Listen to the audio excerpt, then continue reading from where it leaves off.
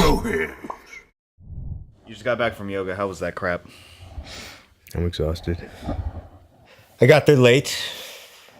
Basically, no one was there, and I just pounded at the door until someone who was just about to teach a class answered the door. I'm like, can I jump in one of the classes? And she said, yeah. And she signed me into the computer and everything, and they give out locks, but there was no locks left. I've given my wallet and keys to them before, and they just put it in like a drawer. So I just give it to her, and she doesn't put it in a drawer. She just puts it on the desk where everybody can take all my... Just puts it on a pedestal and says, hey, everybody. Yes, this guy was late, so you take his money. I barge into class, and they're already in their child's pose, which is what we started in, child's pose.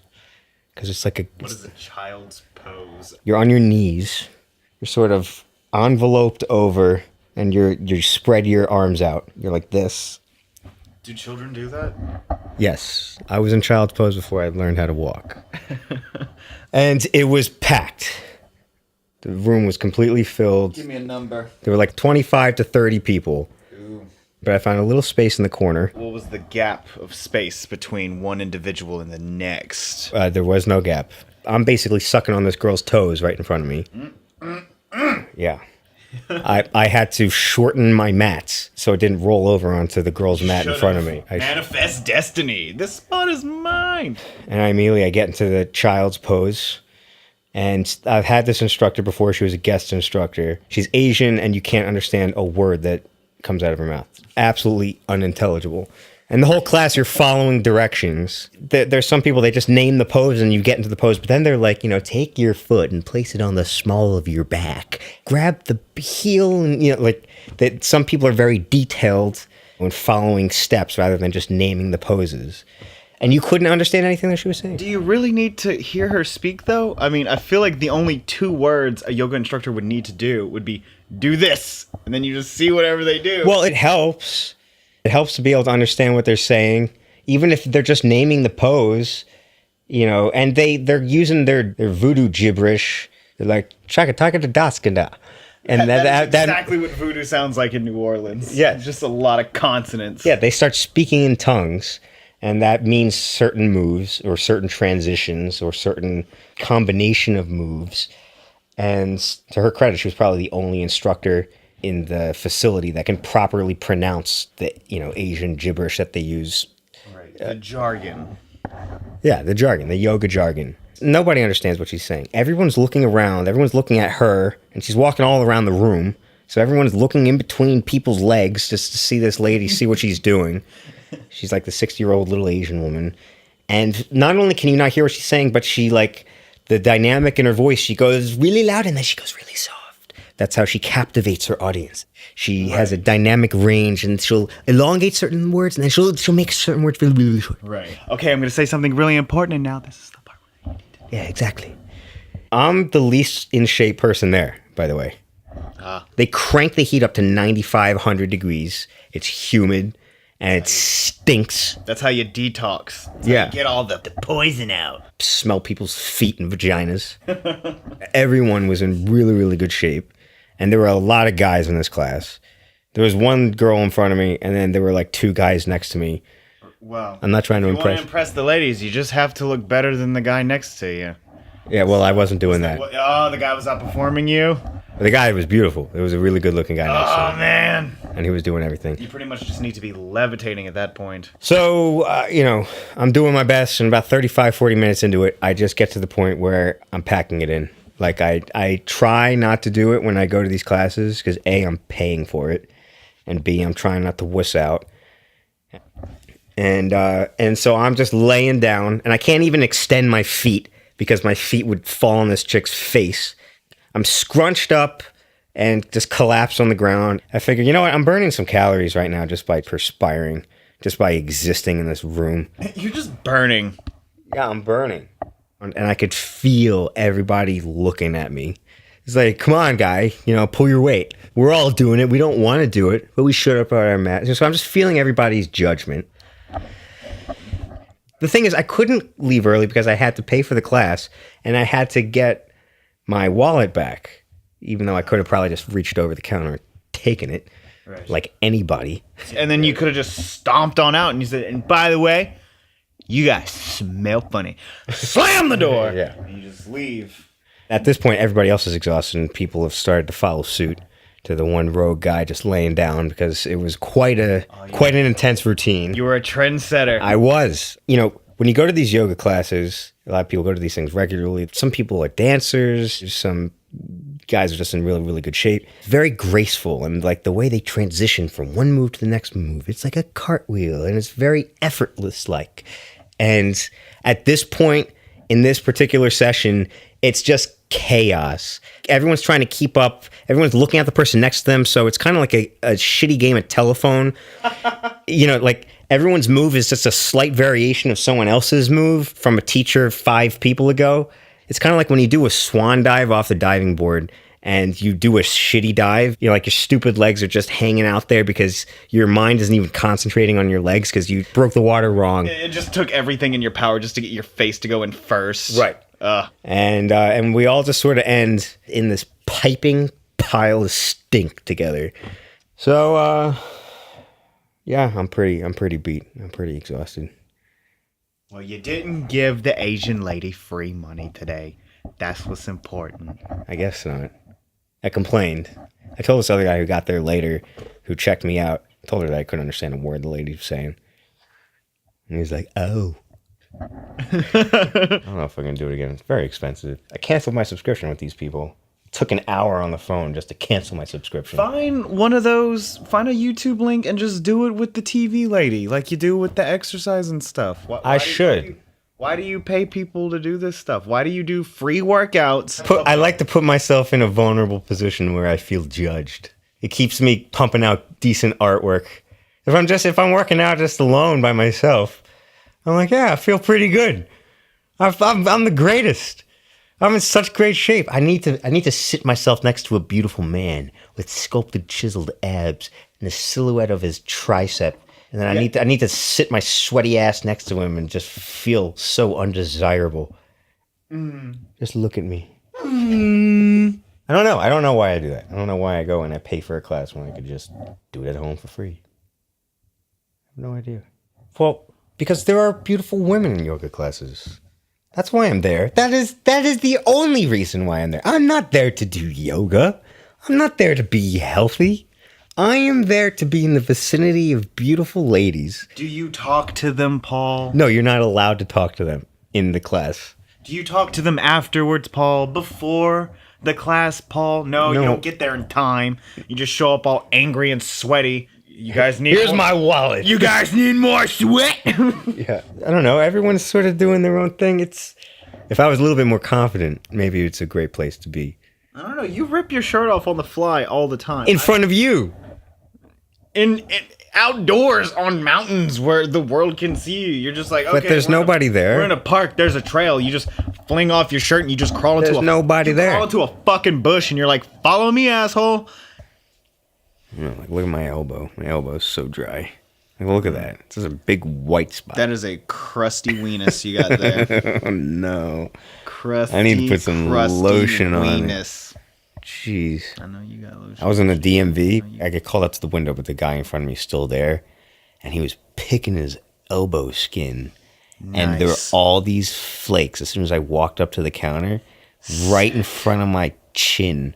All these dead elbow flakes from this. You should have made a wish and just went. No. I stuck my nose up to him and went. I said, God damn. And then I walked my merry way. The lady said, "Oh, can I help you?" I said, "I got all the help I need. I'm good to go."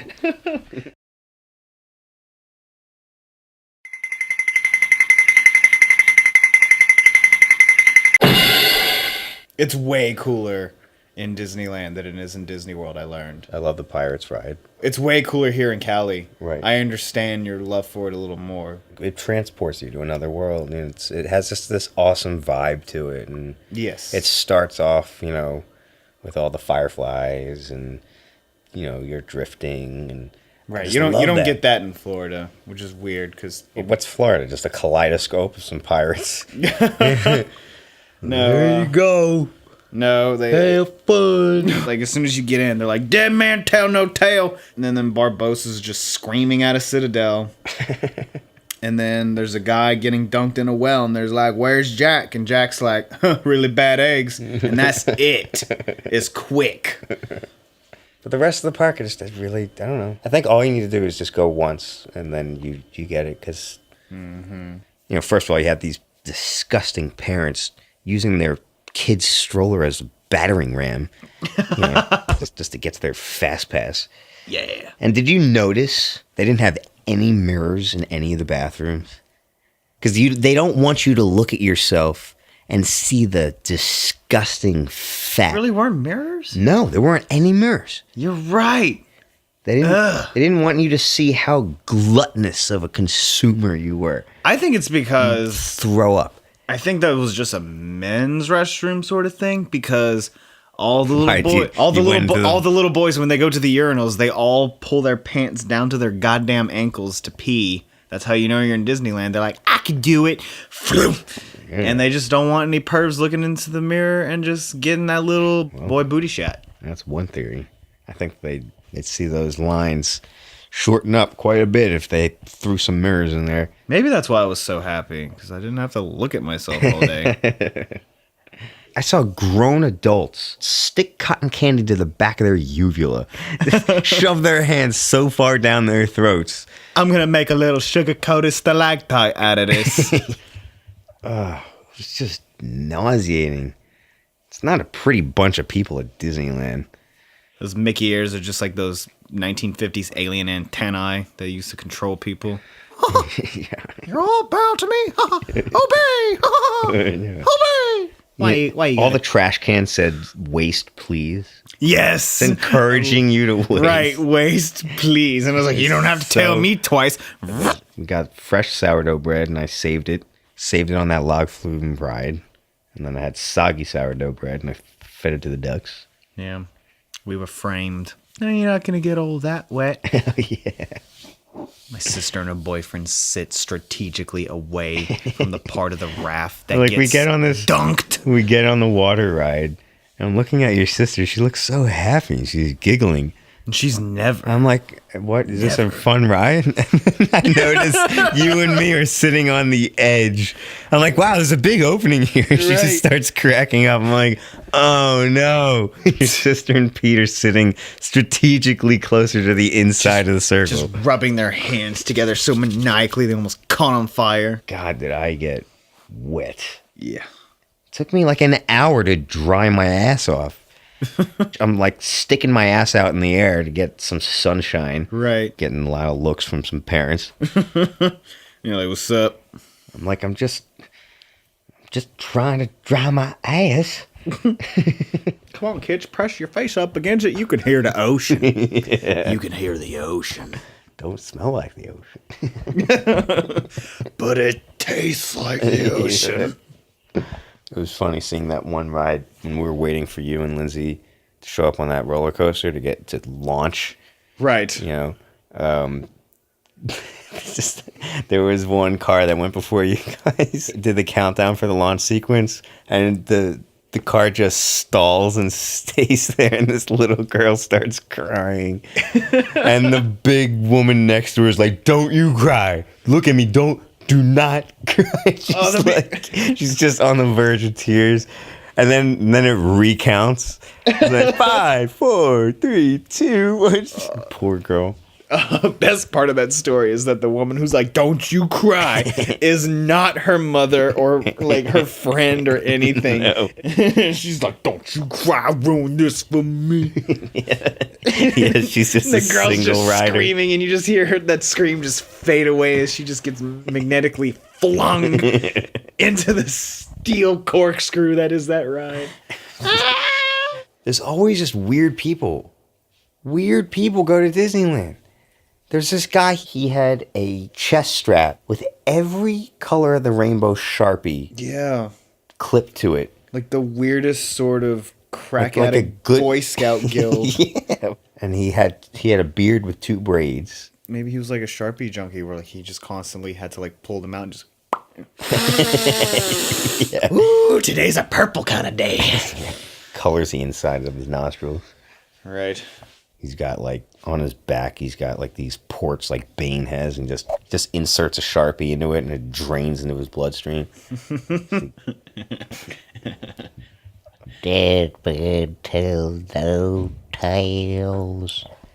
The Davy Jones mist thing was broken when we went to the ride. It sprays mist from the top, and then it projects. They project Davy Jones, but it was all fucked up when we went through it. Yeah, my bad. That was my bad.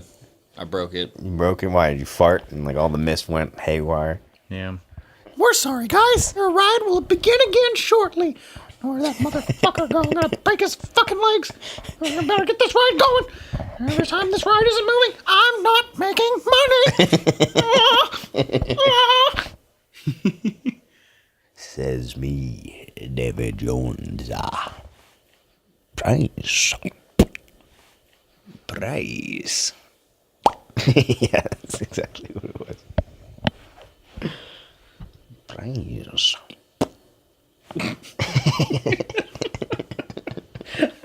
I wonder if it took that actor so long to get that pop. Like, that wasn't an improv, it was just like, okay, you have to do the. He's like, okay, I got it. He practices off camera. He's like, I got this. It's like, he's like so good at it, and then they're like, action, praise. Like, no. Bill Nye's is doing 20 takes in front of Johnny Depp, and Johnny's just like, oh, come on. He's like, no. There's one more. I just need one more. That film holds up, though. Davy Jones looks great. I love David Jones. I love his introduction scene where... Do you fear death? Right. Do you feel that dark abyss? All your deeds lay there. All your sins spotless. We can offer you an escape. Don't listen to him. Shut that Christian up. Send that Christian to see Jesus. When you see the Christ, tell him that David Jones done paid the price. Will you sell your soul to the mouse?